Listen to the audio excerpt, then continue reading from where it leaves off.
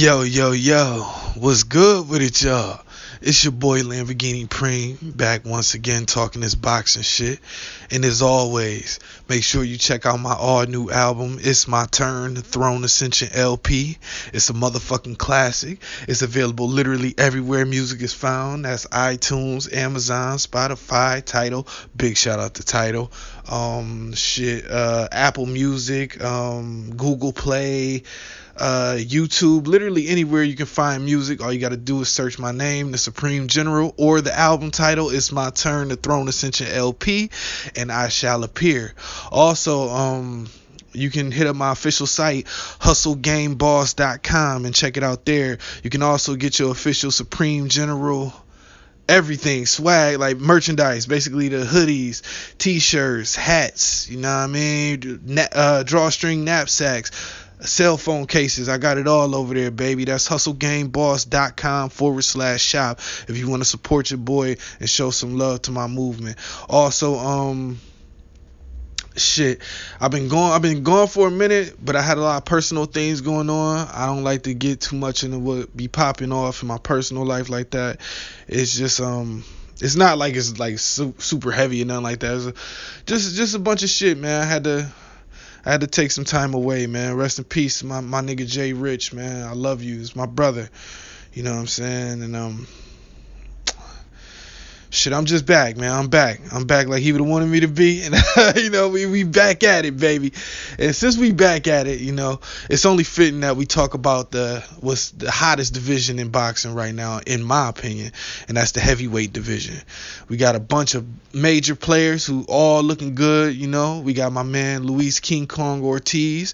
He just took an L to my man Wilder, the real heavyweight champion of the world, or our heavyweight champion of the world. He just took an L from him. But in my opinion, he's still a major player.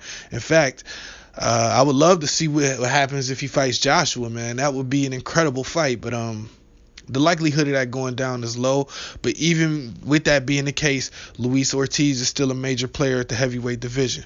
Also, we got my man Jarrell Big Baby Miller. You already know he's a major player right now. He's making some noise, got his name out there and making his name ring bells. I like that shit. You know what I'm saying? You got my man Dillian White. He been a contender for a minute, but Dillian White looking good out here lately, man. He looking good. He done brought himself back up to contention, and there's some shit I like to see, man. So he's another interesting matchup. Then you got over in the wings, waiting in the wings, I like to say, is the real official heavyweight champion of the world, because nobody beat him in the ring, is Tyson Fury. He's out there in the wings. Now, Tyson Fury is a big question mark, yes indeed, because he ain't really been active like that, and he been looking like shit physically. He's just been doing a bunch of weird shit. But he says he's back now. He's lost a lot of the weight, man. I've seen the pictures, man. Been putting in work. And it's been consistent for a while, so we don't know how Fury's going to come back, man. The heavyweight division, not like those other divisions where you're a little smaller and, age and attrition can catch up to you a little faster than normally would. Being that Tyson Fury is a heavyweight, I actually believe that he can come back and be better than where he was before when he started fucking up. So, I mean, it's only the heavyweight division that shit like that can go down. So, you got to respect it. But Tyson Fury looking good out here, too. We got my man T'Challa. Shout out to Spencer Fearon or Johnny Nelson. I can never remember which one of those coined that. I'm pretty sure it's Spencer Fearon, though. Shout out to him. You know what I mean? Call my man Anthony Joshua, a.k.a. T'Challa. the current king of Wakanda, Shout out to AJ, the other real heavyweight champion of the world. He's right now he's doing some things that I don't particularly care for, but I mean, I can't even say I understand at this point, man. But we'll get to that in another video. That's for another video. But right now, he's a major player. In fact, in my opinion, he's the major player in the heavyweight division. He's the most popular, brings in the most money, and he has the most worldwide appeal right now. And he got the most belts. I think he got 4, the IBO, IBF, WBA, and the WBO. I believe the only one he's missing is the green belt, but that's the only one you need. I mean, that's the one Ali has. So that's the one you got to get before you be called heavyweight champion of the world. So and that's just my opinion. Other people feel differently, and it is what it is. But right now, that's how I look at it. That's why him and T'Challa and Killmonger must meet. And when I say Killmonger, that brings me to my next guy, the other heavyweight champion of the world, the heavyweight champion of the world, our heavyweight champion of the world, Deontay Wilder. You know what I'm saying? He is the most dangerous heavyweight in the game right now. He's the heavyweight that no one wants to fight. Even if it's a very lucrative payday in it for him, they still don't want to fight him. And that's across the board. Ever since he beat Ortiz, in my opinion, that made him top dog, man, because Ortiz was just so heavily ducked, you can't do nothing but respect that. So that's that. And we also got a few other players. We got Joseph Parker out there. He just lost to Anthony Joshua, but I still think he's a viable player at heavyweight.